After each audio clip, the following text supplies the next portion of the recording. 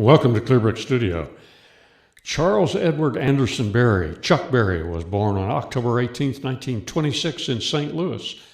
He died not far from where he was born on March 18th, 2017 at the age of 90. As a young man, he took some country, Bob Wills mainly, some black rhythm and blues, some white rockabilly, and some pure culture Chuck Berry, and turned out 30 or more songs that catapulted the seeds of rock and roll into a major genre of American and worldwide music. Raised by two parents in a rare African-American exclusive middle-class neighborhood in St. Louis, he was on track for a most unusual career for a black man in the 1940s in country music while still in high school. But wait a minute. There was no way this could possibly succeed. This was doomed to failure, and it did fail. He never made it in country blues or country swing. Think about it. Ferocious-looking Chuck Berry in country music in the 1940s?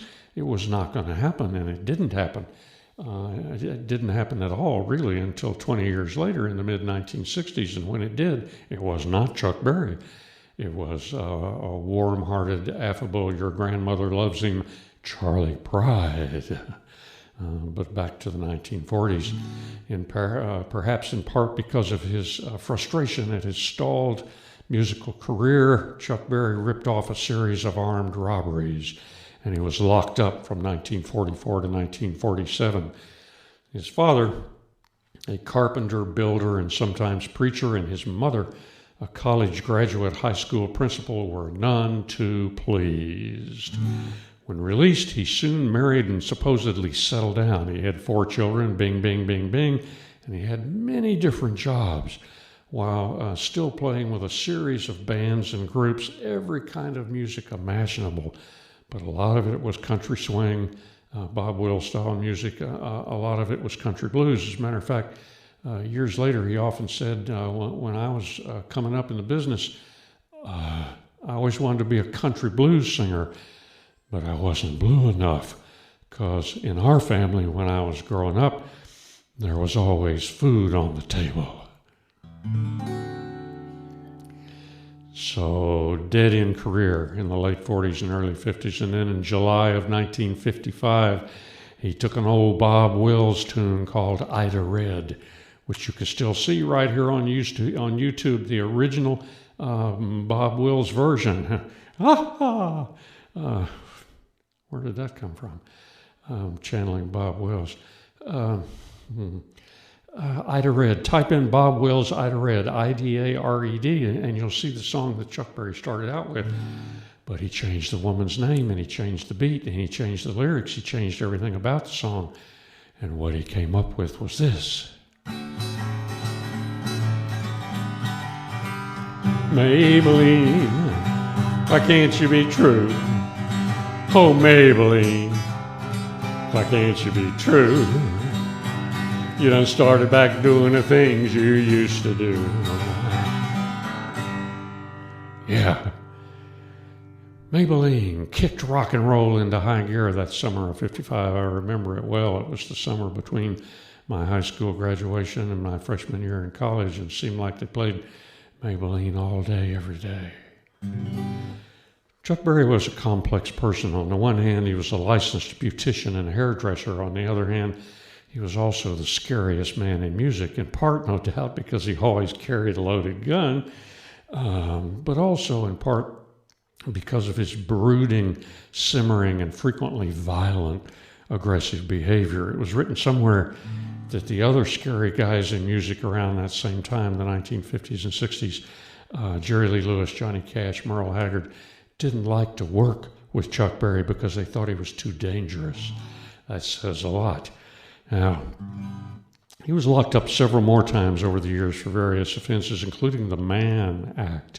Question: why do you suppose that Frank Lloyd Wright and Charles Manson, I don't think they were together at the time, but why do you suppose that Frank Lloyd Wright and Charles Manson had their Mann Act charges dropped while Chuck Berry and Jack Johnson were prosecuted for theirs?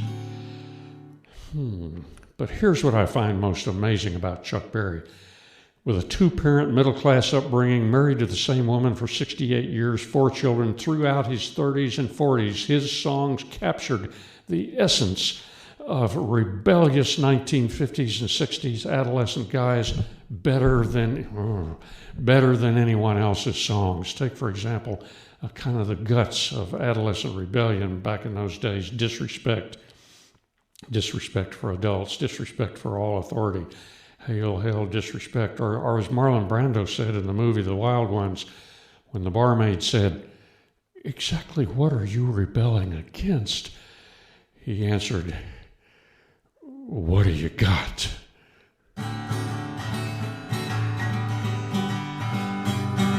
Salesman talking to me tried to run me up. Rick says, "You can buy it. Go and try it. You can pay me next week." Too much monkey business. Too much monkey business. Too much monkey business for me to be involved in. Blonde-haired, good-looking, trying to get me hooked, wants me to marry, settle down, get a home, write a book. Too much monkey business. Too much monkey business. Too much monkey business for me to be involved in. Or take this from the same year, 1956, adolescent successful seduction fantasies and anti-judicial fantasies. Arrested on charges of unemployment, he was sitting in the witness stand. Judge's wife called up the district attorney, said to free that brown-eyed man. You want your job, you better free that brown-eyed man. Now, wait a minute here. He might have had the judge's wife in the palm of his hand. I understand he was pretty good at that kind of stuff, but I fought the law and I won? No way. That's not what's going to happen, Chuck. Every time he fought the law, he got locked up. So obviously this song is pure fantasy.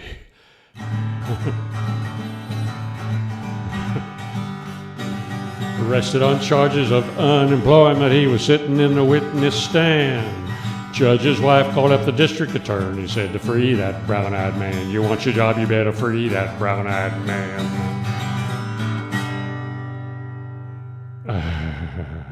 Yeah.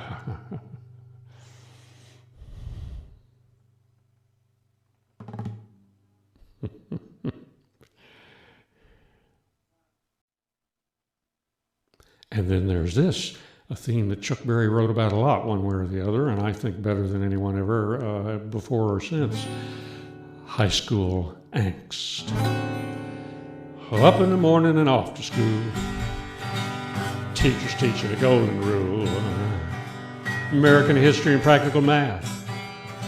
Studying hard, hoping to pass. Working your fingers right down to the bone. The guy behind you won't leave you alone. Ring, ring goes the bell.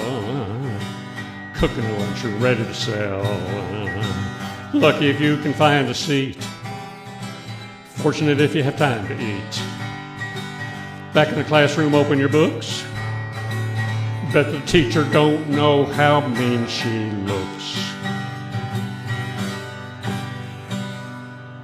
And then, of course, there's these songs that he wrote strictly for teenagers. I absolutely positively guaranteed to totally alienate everybody over the age of 30.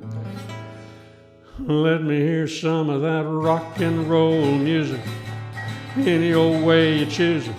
It's got a backbeat, you can't lose it. Any old time you use it. It's got to be rock and roll music. If you want to dance with me, whoa, whoa, whoa, if you want to dance with me. And then there's the absolute bane of all adolescent boys, the potentially unfaithful girlfriend. Blues. Chuck Berry, he liked to write blues, he liked to sing blues. He didn't think he was very good at it, but this is my favorite of his blues numbers. Nadine, honey, is that you? Oh, Nadine, honey, is that you? Seems like every time I see you, darling, you got something else to do. Oh, Nadine, honey, is that Dean, honey, is that you? Seems like every time I see you, darling, you got something else to do. But for me, it all comes back to the hit that made him rich and famous overnight after only 15 years or so of scuffling around for nickels and dimes in that summer of 1955.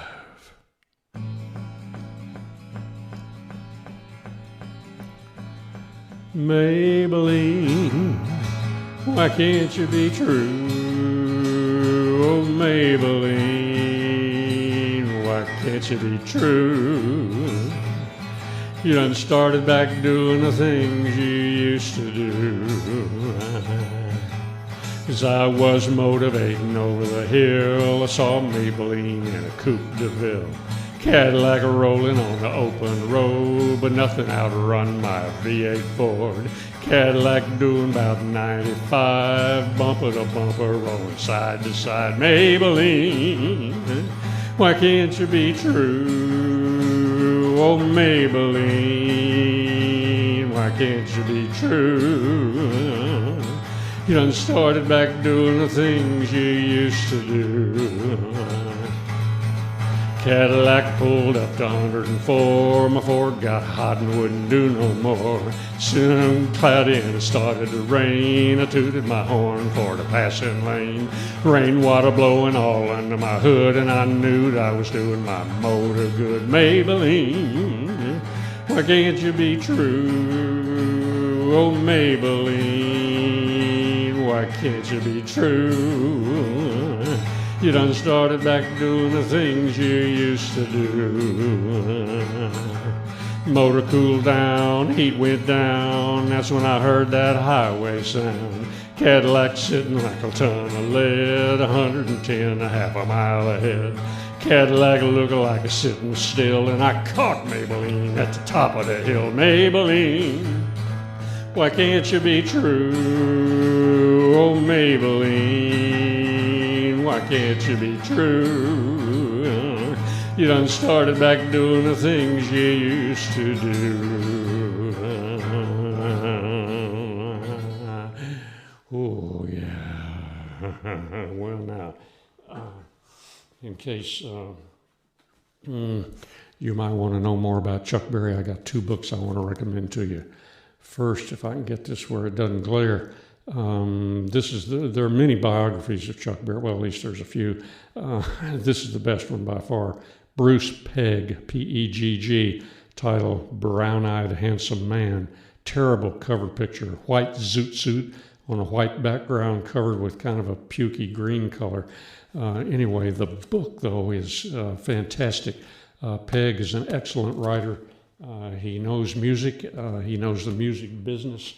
And he does a superb job. But there's a book I like even better by the maestro himself, Chuck Berry, the autobiography.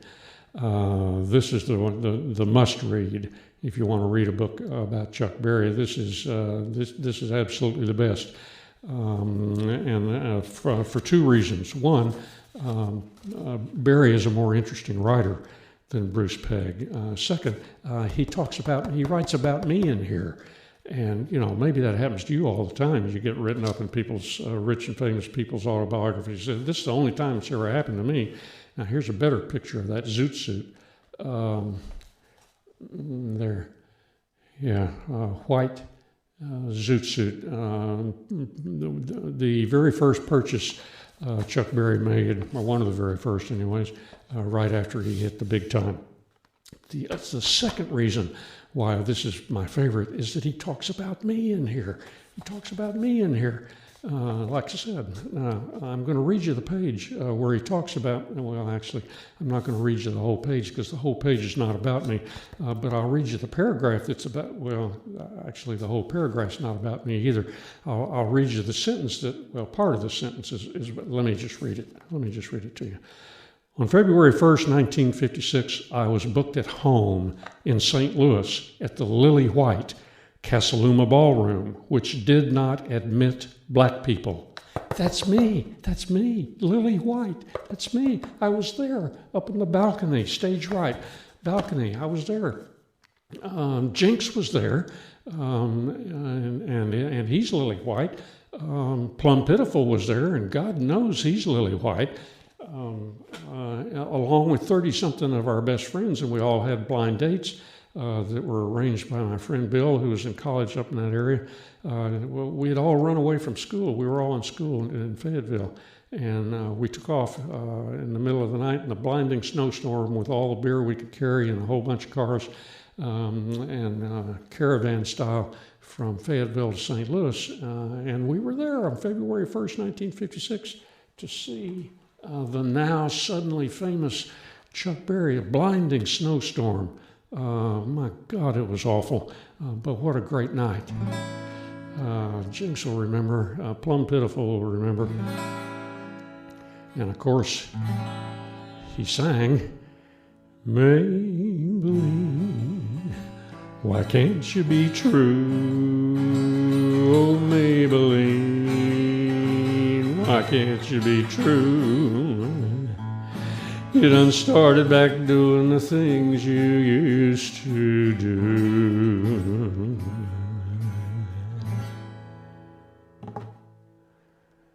Chuck Berry, rest in peace. So long.